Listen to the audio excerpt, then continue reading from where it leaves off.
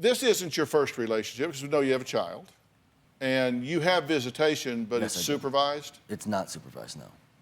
It is super. We're technically not supervised, but we're in the county building, yes. Okay, so you have to see your child in a county building. We both do, yes.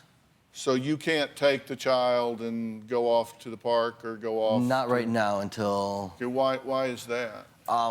They told me the reason why, I mean, I could have my kid, but because of, I had a psych eval done, I'm not, how can I say that? Smart enough or whatever to have a kid, supposedly, but I've actually went to another therapist and they said that I could actually have my kid perfectly fine. So they said you weren't smart enough to have, I guess so, to yeah. have custody of a child? Or supposedly, like something like that. Basically because he brought his son over to our house and he was getting along with my little brother and everything, and the mother of the child found out, freaked out, and went to CPS saying that he was taking him places that he shouldn't have.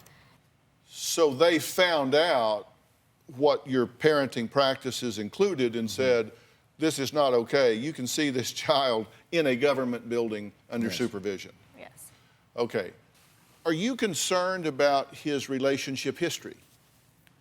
I've been with him for 9 months. I've gone places alone with him. I don't have a bruise or a mark on me. Well, let's talk about the pattern of past behavior, and you can clarify this, true, false, in between, somewhere.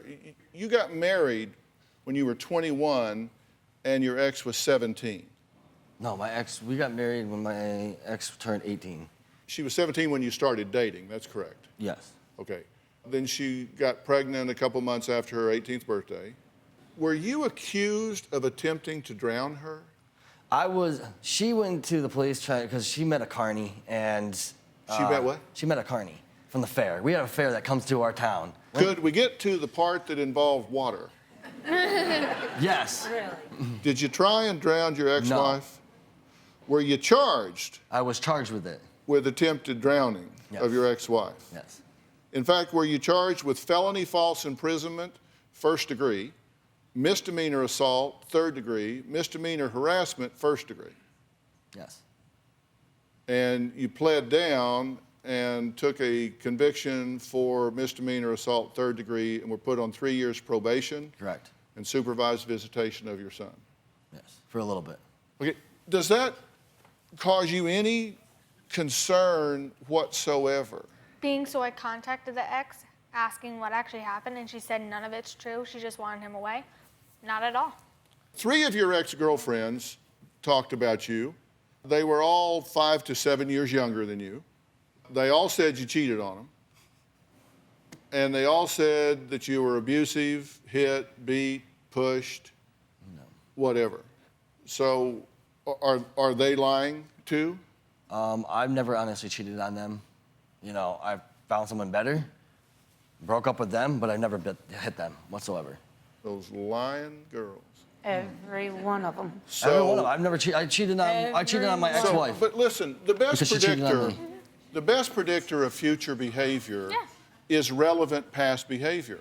What we have here is a history where he has pled guilty to being aggressive, whether we call it drowning or harassing or assaulting, or whatever words you want to put to it. He was charged with that and pled guilty. Okay. Then 3 girlfriends have all said that he's a cheater and a beater. Okay.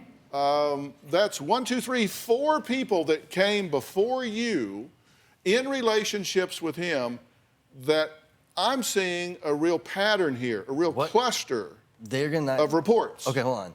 No, wait a minute. I'm talking to her. No. Hold on. Does that mean anything to you? It means nothing. Like, if I go to my ex, they're gonna probably say, oh yeah, she cheated on me.